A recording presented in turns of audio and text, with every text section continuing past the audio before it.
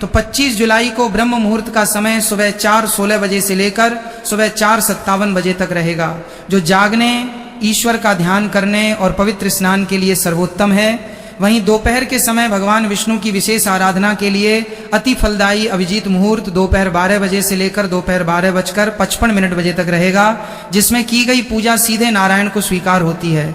और व्रत रखने वाले भक्तों के लिए सबसे महत्वपूर्ण जो व्रत पारण यानी उपवास तोड़ने का समय है, वो अगले दिन यानी 26 जुलाई 2026 दिन रविवार को सुबह 5:39 बजे से लेकर सुबह 8:22 बजे के बीच रहेगा, जिस दौरान आपको ब्राह्मणों को दान दक्षिणा देकर आदर पूर्वक पारण करना चाहिए। पद्म पुराण और अन्य वैष्णव ग्रंथों में वर्णन आता है कि देवशयनी एकादशी का पुण्य इतना विशाल और अनंत है कि स्वयं 4 मुख वाले ब्रह्मा जी भी इसके महात्म्य का पूरी तरह वर्णन करने में समर्थ नहीं है। और जो मनुष्य इस दिन यत्न पूर्वक श्रद्धा और कड़े नियमों के साथ व्रत करता है, वो जीवन में समस्त सुख, ऐश्वर्य, यश, कीर्ति और मान सम्मान को भोगते हुए अंत में परमधाम यानी वैकुंठ लोक को प्राप्त करता है। इस व्रत के नियम अन्य सामान्य एकादशियों से कहीं अधिक भिन्न और कठोर होते हैं, जिनकी शुरुआत एक दिन पूर्व यानी दशमी तिथि से ही हो जाती है। दशमी तिथि को भक्तों को कांसे के पात्र का पूरी तरह त्याग कर देना चाहिए, क्योंकि कांसे के बर्तन में भोजन करना या भगवान को भोग लगाना सर्वथा वर्जित है। साथ ही दशमी, एकादशी और द्वादशी इन तीनों दिनों में मांस, मदिरा, तामसिक भोजन, लहसुन, प्याज, शहद, चने की दाल, मसूर की दाल और किसी भी प्रकार के साग का सेवन बिल्कुल नहीं करना चाहिए। इसके अतिरिक्त सबसे बड़ा नियम यह है कि दशमी तिथि को पराया अन्न यानी दूसरे के घर का भोजन, भंडारा या ऑफिस में सहयोगियों का खाना बिल्कुल न खाएं। और इस एकादशी पर विशेष रूप से दशमी तिथि को नमक का पूर्ण त्याग कर देना चाहिए। दोपहर के बाद अन्न ग्रहण न करें और केवल जौ या सादे चावल का एक वक्त का सात्विक भोजन ही शारीरिक क्षमता अनुसार ग्रहण करें। दशमी की रात्रि से ही भूमि पर शयन करने और पूर्ण ब्रह्मचर्य का पालन करने का विधान है, जो पारण तक निरंतर जारी रहेगा। और जो माताएं बहनें व्रत रखना चाहती हैं, उन्हें विशेष रूप से ध्यान रखना चाहिए कि एकादशी और द्वादशी के दिन बाल या सिर धोना शास्त्रों में वर्जित माना गया है। इसलिए वे दशमी तिथि को ही स्नान कर सिर धो लें। परंतु यदि दशमी को कोई ऐसा वार पड़े जिसमें बाल धोना मना हो, तो नहाने के जल में मात्र एक ढक्कन या कुछ बूंदें कच्चा दूध मिलाकर स्नान करने से वो दोष पूरी तरह समाप्त हो जाता है। एकादशी के पावन दिन सुबह ब्रह्म मुहूर्त में सूर्योदय से पहले उठकर शौच आदि से निवृत्त होकर यदि संभव हो तो किसी पवित्र नदी, तीर्थ या जलाशय में स्नान करें। और यदि घर पर स्नान कर रहे हैं तो बाल्टी को अच्छे से धोकर उसमें पहले पवित्र गंगा जल की कुछ बूंदें डालें और फिर शुद्ध जल भरें। इस एकादशी के स्नान का एक अत्यंत गुप्त और दिव्य नियम यह है कि जल में तिल अथवा आंवले का चूर्ण मिलाकर या तुलसी माता के क्यारे की पवित्र मिट्टी का पूरे शरीर पर उपटन लगाकर स्नान करना चाहिए। और मिट्टी लगाते समय मन में प्रार्थना करनी चाहिए कि हे मृतिके, भगवान वराह द्वारा उद्धृत और कश्यप मुनि द्वारा अभिमंत्रित भूमि देवी, आप मेरे पूरे शरीर को शुद्ध करें।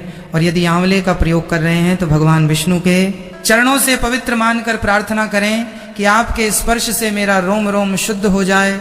और स्नान के समय लगातार हर हर गंगे याथे नमो भगवते वासुदेवाय महामंत्र का मानसिक जाप करते रहें। स्नान के पश्चात पुरुषों और योग्यजनों के लिए शास्त्रों में श्वेत यानी सफेद वस्त्र धारण करने का निर्देश है, परंतु सौभाग्यवती सुहागन महिलाओं के लिए सफेद वस्त्र वर्जित हैं। इसलिए वे अपनी परंपरा अनुसार पीले, लाल या अन्य किसी भी स्वच्छ व सुंदर रंग के वस्त्र धारण कर भगवान की पूजा की तैयारी करें। पूजन की स्थापना विधि भी बहुत महत्वपूर्ण है, जिसमें आपको अपने घर के पूजा स्थल या ईशान कोण में एक सुंदर चौकी रखकर उस पर पीला वस्त्र बिछाना चाहिए। फिर उस चौकी पर थोड़े से जौ या गेहूं के दानों की ढेरी बनाकर उसके ऊपर एक तांबे या मिट्टी का पवित्र कलश स्थापित करना चाहिए। ध्यान रहे कि भूलकर भी स्टील के लोटे या पात्र का उपयोग कलश के रूप में न करें, क्योंकि स्टील लोहे का ही एक रूप माना जाता है जो पूजा में वर्जित है। और चूंकि इस कलश को व्रत के अंत में ब्राह्मण को दान करना होता है, इसलिए मिट्टी का नया कलश सर्वोत्तम रहता है। कलश के भीतर थोड़ा गंगा जल और शुद्ध जल भरकर उस पर पंच पल्लव यानी आम या अशोक के 5 पत्ते लगाएं। ऊपर से एक पूर्ण पात्र यानी कटोरी में अनाज भरकर रखें और उसके ऊपर भगवान श्री हरि विष्णु की सुंदर प्रतिमा, शालिग्राम जी या चित्रपट को पूरे आदर के साथ विराजमान करें। भगवान के सम्मुख चौकी पर ही एक दीपक प्रज्वलित करें। यदि आप शुद्ध गाय के घी का दिया जला रहे हैं तो उसे भगवान के दाहिने हाथ यानी अपने बाएं हाथ की ओर रखें। और यदि तिल के तेल का दिया जला रहे हैं तो उसे भगवान के बाएं हाथ की ओर स्थापित करें। इसके बाद भगवान विष्णु को पंचामृत, जिसमें कच्चा दूध, दही, घी, शक्कर और गंगा जल मिला हो, उससे स्नान कराएं और फिर रौली अक्षत की जगह सफेद चंदन, मौली, पान का पत्ता, सुपारी, लौंग, इलायची, धूप, दीप, पीले पुष्प, ऋतुफल, जनेऊ और तुलसी दल अर्पित करें, क्योंकि बिना तुलसी दल के भगवान विष्णु किसी भी प्रकार का नैवेद्य या भोग स्वीकार नहीं करते हैं। इस एकादशी में कई पुराणों के अनुसार रात्रि के 4 प्रहर की विशेष और अलग अलग पूजा का भी विधान बताया गया है, जिसमें प्रत्येक प्रहर में भगवान को भिन्न भिन्न वस्तुएं और अर्घ्य दिए जाते हैं, जिसके विषय में यदि आप विस्तार से जानना चाहते हैं तो हमें कमेंट बॉक्स या व्हाट्सएप पर अवश्य बताएं, ताकि हम आपके लिए 4 प्रहर की पूजा का एक विशेष और विस्तृत वीडियो अलग से प्रस्तुत कर सकें। पूजा संपन्न करने के बाद भगवान के सामने बैठकर पूरी एकाग्रता के साथ देवशयनी एकादशी की परम पवित्र पौराणिक व्रत कथा का श्रवण या वाचन करना चाहिए। विष्णु सहस्त्र नाम के 1000 दिव्य नामों का पाठ करना चाहिए और अंत में कपूर से भगवान की आरती उतारनी चाहिए। पूरा दिन अत्यंत शांत चित्त, मौन या सौम्य रहकर व्यतीत करें। मन में किसी के भी प्रति वैर भाव, ईर्ष्या, क्रोध, लोभ या शत्रुता न लाएं। किसी की निंदा या चुगली न करें और संध्या काल के समय भगवान के भजनों और मंत्रों का कीर्तन करें। और जो लोग शारीरिक रूप से नाच गाकर कीर्तन नहीं कर सकते, वे हमारे चैनल पर उपलब्ध विशेष स्तोत्र पाठ को चलाकर श्रवण कर सकते हैं, जिससे उन्हें घर बैठे ही संपूर्ण कीर्तन का महापुण्य प्राप्त हो जाएगा। शास्त्रों के अनुसार इस महाव्रत को पूर्ण रूप से निर्जला और निराहार रहकर किया जाना ही सर्वश्रेष्ठ माना गया है। परंतु यदि आपका शरीर कमजोर है, कोई स्वास्थ्य संबंधी समस्या है या सामर्थ्य कम है, तो आप अपनी शारीरिक क्षमता अनुसार केवल जल पीकर अथवा एक बार फल और दूध का फलाहार ग्रहण करके भी इस व्रत को पूरी श्रद्धा से कर सकते हैं, क्योंकि भगवान आंतरिक भाव देखते हैं, न कि शरीर को कष्ट देना। रात्रि के समय पूरी तरह से जागना यानी रात्रि जागरण करना वैकुंठ पद की प्राप्ति कराने वाला माना गया है। इसलिए कम से कम मध्य रात्रि 2 बजे तक भगवान का नाम संकीर्तन अवश्य करें और अगले दिन यानी द्वादशी तिथि को सूर्योदय से पहले उठकर पुनः स्नान आदि से निवृत्त होकर स्वच्छ वस्त्र धारण करें और भगवान नारायण की दूध से विशेष पूजा अर्चना करें। द्वादशी के दिन पारण की विधि भी बहुत महत्वपूर्ण है, जिसमें पूजा के बाद कलश, अनाज, वस्त्र और दक्षिणा आदि योग्य सुपात्र ब्राह्मण को दान स्वरूप दी जाती है।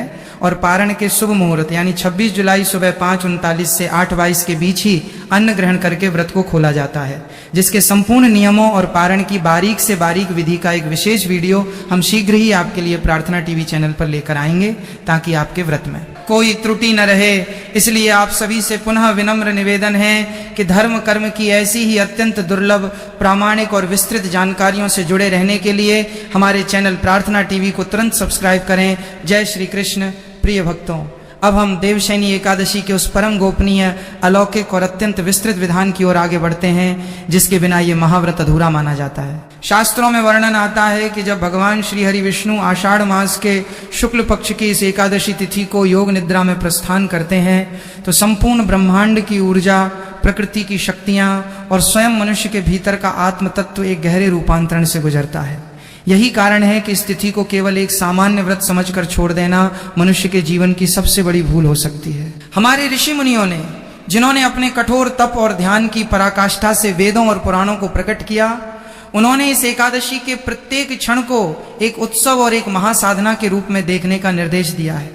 जब हम प्रार्थना टीवी यूट्यूब चैनल के माध्यम से आपके समक्ष इन गूढ़ सत्यों को लेकर आते हैं, तो हमारा प्रयास यही होता है कि आपको सनातन संस्कृति के उस स्वर्णिम ज्ञान से अवगत कराया जाए, जो आज के इस आधुनिक युग में धीरे धीरे लुप्त होता जा रहा है। हमारी पीढ़ियों की जो पंडित कर्म और शास्त्र सेवा की परंपरा रही है, उसी के आशीर्वाद से आज हम आपके सामने उन दुर्लभ ग्रंथों के श्लोकों का सार प्रस्तुत कर रहे हैं, जो सामान्यतः प्राप्त नहीं होते। इसलिए इस कथा और महात्म्य के सागर में डूबने से पहले यदि आपने अभी तक प्रार्थना टीवी चैनल को सब्सक्राइब नहीं किया है, तो इसे तुरंत सब्सक्राइब कर लें, क्योंकि आगे जो जानकारियां हम आपको देने जा रहे हैं, वे आपके पूरे परिवार के कल्याण का मार्ग प्रशस्त करेंगी। प्रिय भक्तों, देवशयनी एकादशी के दिन जब भगवान विष्णु 4 महीने के लिए योग निद्रा में चले जाते हैं, तो मन में ये प्रश्न उठना स्वाभाविक है कि इस चराचर जगत का संचालन कौन करता है। पुराणों के अनुसार इन 4 महीनों में, जिन्हें हम चातुर्मास कहते हैं, सृष्टि के संचालन का संपूर्ण उत्तरदायित्व देवादिदेव महादेव भगवान शिव और माता पार्वती के हाथों में आ जाता है। इसीलिए चातुर्मास के दौरान भगवान शिव की आराधना विशेष रूप से श्रावण मास में अनंत गुना फल देने वाली हो जाती है। जब भगवान नारायण क्षीर सागर में अनंत शैया पर विश्राम करते हैं, तो वे सोते नहीं हैं, बल्कि वे योग निद्रा में रहकर ब्रह्मांड की आंतरिक ऊर्जा को संतुलित करते हैं। भगवान की ये योग निद्रा संसार के कल्याण के लिए ही होती है। इस अवधि में पृथ्वी पर नकारात्मक शक्तियां या तामसिक प्रवृत्तियां बढ़ने की संभावना रहती हैं, क्योंकि सूर्य देव भी इस समय दक्षिणायन की ओर गति कर रहे होते हैं। दक्षिणायन को देवताओं की रात्रि कहा जाता है। जब देवताओं की रात्रि हो और स्वयं जगत के पालनहार योग निद्रा में हो, तब मनुष्य का यह कर्तव्य बन जाता है कि वो अपने भीतर के सत्व गुण को जगाए रखे। इसी सत्व गुण को जगाने का एकमात्र माध्यम है कठोर व्रत, नियम, संयम और निरंतर नाम संकीर्तन।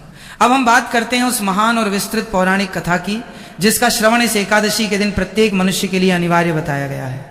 पद्म पुराण के उत्तरखंड में इस कथा का अत्यंत सुंदर और मर्मस्पर्शी वर्णन मिलता है।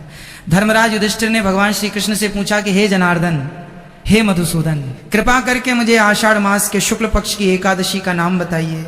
इस एकादशी की महिमा क्या है, इसमें किस देवता का पूजन किया जाता है और इसकी विधि क्या है? कृपा कर मेरे संशय का निवारण कीजिए।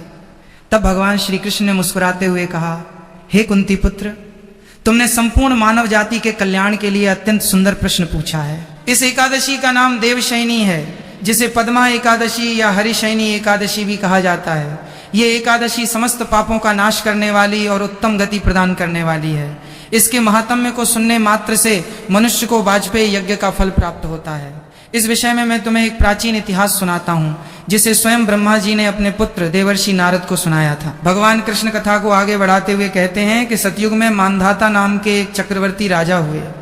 वे अत्यंत सत्यवादी, प्रतापी, धर्मात्मा और अपनी प्रजा को अपनी संतान के समान प्यार करने वाले थे। उनके राज्य में कभी कोई दुखी नहीं रहता था। चारों ओर सुख, समृद्धि, वैभव और धर्म का वास था। प्रजा पूरी श्रद्धा से यज्ञ, हवन और ब्राह्मणों का सत्कार करती थी। राजा के राज्य में कभी भी अकाल नहीं पड़ता था और न ही कोई महामारी आती थी। लेकिन समय का चक्र घूमता है और प्रारब्ध के खेल को कोई नहीं बदल सकता। एक समय ऐसा आया जब राजा मानधाता के राज्य में लगातार 3 वर्षों तक घोर अकाल पड़ा। वर्षा की एक बूंद भी धरती पर नहीं गिरी। नदियां, तालाब और कुएं पूरी तरह सूख गए। धरती फटने लगी, वृक्ष सूख गए और चारों ओर त्राही त्राही मच गई। यज्ञ हवन बंद हो गए, क्योंकि वेदों का नियम है कि भूखे पेट धर्म का पालन नहीं हो सकता। प्रजा भूख और प्यास से व्याकुल होकर राजा के महल के द्वार पर आकर करुण पुकार करने लगी। प्रजा ने कहा, हे राजन, आप हमारे अन्नदाता हैं। धरती पर पानी समाप्त हो गया है, पशु पक्षी मर रहे हैं, बच्चे भूख से तड़प रहे हैं। शास्त्रों में कहा गया है कि राजा के पापों के कारण ही राज्य में अकाल या विपत्ति आती है। हे महाराज, कृपा करके हमारी रक्षा कीजिए। कोई ऐसा उपाय कीजिए जिससे इस भयानक संकट से मुक्ति मिल सके। प्रजा की ये मर्मस्पर्शी पुकार सुनकर राजा मानधाता अत्यंत दुखी हुए। उन्होंने प्रजा से कहा, हे प्रिय प्रजाजनों, आपकी बात सत्य है। शास्त्रों का मत है कि राजा के आचरण में दोष होने पर ही प्रजा कष्ट पाती है। परंतु मैं अपने मन, वचन और कर्म से निरंतर आत्मनिरीक्षण कर रहा हूँ। मुझे अपने भीतर ऐसा